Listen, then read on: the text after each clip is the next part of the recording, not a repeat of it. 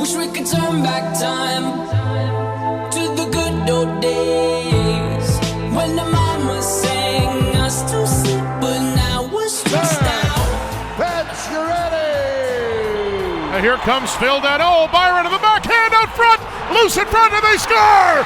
They score! Brian Flynn jams it in, and the Canadians keep it coming.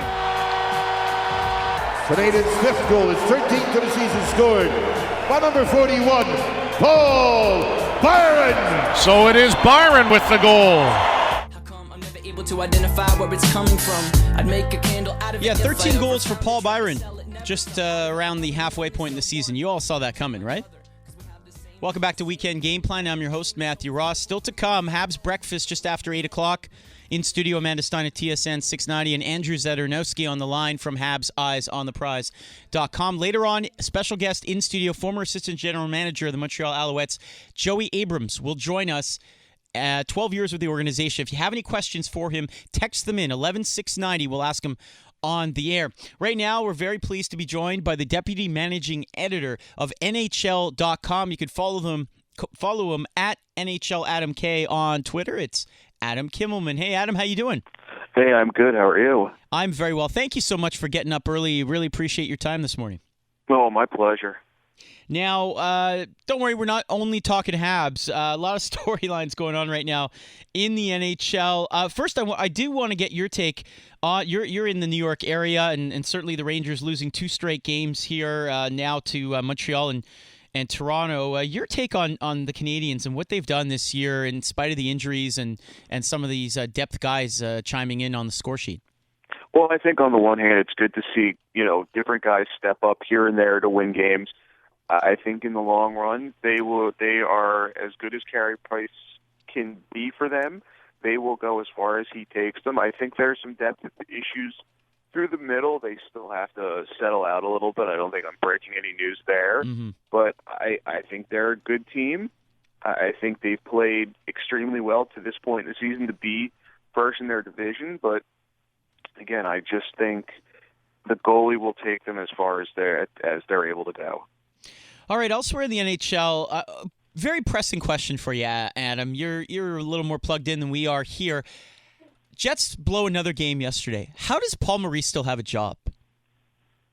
I think they're a very young team, and I think they got off to a really nice start, and that sustained them a little bit. The goaltending hasn't been quite what they thought it would be. Entering the season, they really thought between Hellebuck, especially, and Hutchinson, they'd be in good shape. They've lost Patrick Laine here. That sort of rattled them a little bit, and I don't think they had a real good plan behind him. That top line with Ehlers and Scheifele and Laine really carried them. They didn't have a lot going on from the other 3 lines, and I think now that, they've had to change things up, Laine's out, they're waiting for other guys to sort of step it up, and I think, some of that can be put on the players. I think there are guys that need to produce more, so I'm not really going to be the guy to run out and say, well, it's the coach, because if the players have certain expectations, they aren't meeting them, you can only put so much of that on the coach who's kind of hamstrung by the roster he's got. He can only switch things up and scream at guys and bag skate guys and do so much. At some point, it's incumbent upon the players to perform, and I think that's sort of the missing element right there in Winnipeg. I don't think it's a coaching issue. I just think it's a player's got to play better issue. Chatting with Adam Kimelman of NHL.com, the Deputy Managing Editor, as we talk some hockey here on Weekend Game Plan with Matthew Ross. Elsewhere in Boston yesterday, the Flyers lose 6-3. Shane Gostisbehere, one of the runners-up for the Calder Trophy last year, scratched once again. That's the second time this season. We know that Provorov is a big deal in their plans on the blue line, but is this surprising to you, Adam, how he's kind of fallen out of favor and the offense just isn't there for him this year? I think him getting scratched yesterday was a bit of a surprise, solely because if you watch their last few games, there are a couple of guys that earned some time in the press box, and Gostisbehere probably wasn't near the top of that list. That being said, he has not really played all that well this season. Defensively, has not been good. If anything, you could say he's regressed from where he was last season, and now he's not producing at the same level offensively that he was a year ago. I think in watching Shane, I think he's pressing a bit, number one. Number two, he's a lot like a baseball pitcher who can fool the hitters his first time through the lineup. The second time, he's got to adjust and maybe, throw fastballs and curveball counts. And he's not doing that. He's not, teams have a book on him. They know what he does. They know where he likes the puck. They know what his strengths and weaknesses are. And he hasn't really adjusted, I don't think at least, to what when teams take certain things away from him. I don't think he's adjusted to it and tried to adapt his game at all. So I think there's some places that he needs to grow, places he needs to get better. And I think this is a little bit of tough love from Coach Dave Haxtell. He definitely needs to be better in certain areas. He's been good on the power play. 5-on-5, I don't think so much. So, they expect more from him, and I think this is just, a response to, maybe get him motivated a little bit. The last time they did this, he responded with a goal in his first game back. So, I don't think he'll be at the lineup long. I don't envision this being, a long absence for him. He probably will be back in there today. So we'll see how he responds, if he responds the right way. Adam Kimelman joining us from NHL.com here on the program. Also an author of some books on the Philadelphia Flyers. So I want to keep it with the Flyers here. The goaltending situation has fascinated me in Philadelphia for maybe 2 decades. And this year is no different. Steve Mason's numbers have been absolutely awful. Right around 900 save percentage. Neuwirth, not much better, although the wins were there. That's why I was curious to see what he would do yesterday with a start. He gets blown out of the water yesterday, and I'm sure they'll go back to Mason today.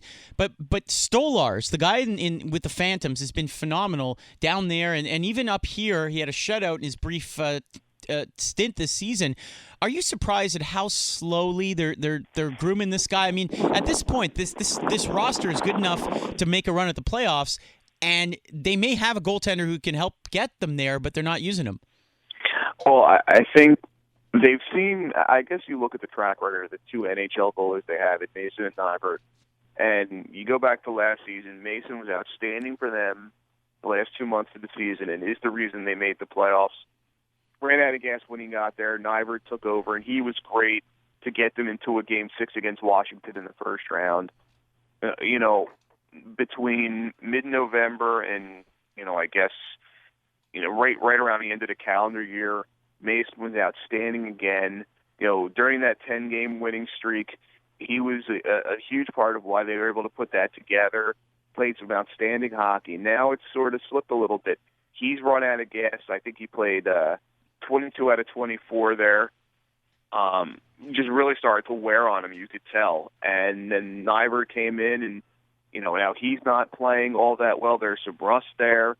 So I don't know what the plan is for them today in Washington, which guy they go with. I think they need the guys in front of them to play better. That's the biggest issue. It's the goaltending is part of it. It's the way the guys have played in front of them that's been an issue.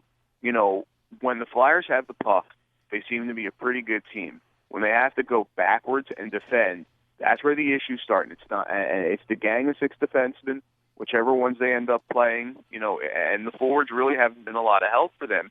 You've seen in the last few games they've been very slow on the back check. They've been very slow in coming back to help their defensemen. So it's a real team effort there. They don't have that Shea Weber, Alex Pietrangelo, Duncan Keith, Drew Doughty type back there who control a game. Ivan Provorov maybe will get there eventually, but he's not there at 19. So defense for them, more than maybe other teams, needs to be a real team effort with the defensemen getting back, the forwards getting back to help, and giving the goalies a little bit of an extra, some extra relief there. It hasn't happened the last few games, and I think you've seen that. That's what you've seen. So it's hard for me to say, well, it's all on the goalies. I think it's been a real team effort as far as the goals against, the shots against these last, 10, 12 games.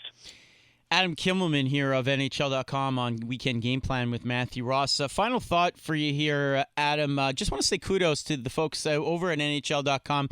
I'm looking at the website right now, and there are a couple of mentions on the homepage of the retirement of Canadian female hockey player Hayley Wickenheiser. She was honored last night in the in Edmonton before the Flames Edmonton game because she's a native Albertan. Kind of a nice touch to see NHL.com recognizing her on the homepage.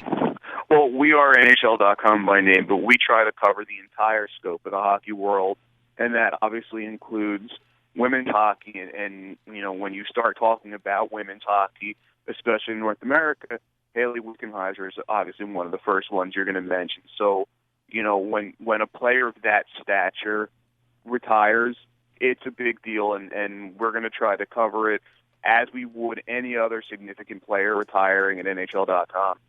NHL.com/100, by the way, if you want to check out their century of great players, unforgettable plays, and magic moments, NHL.com/100. Adam, thanks so much for your time. Really appreciate it.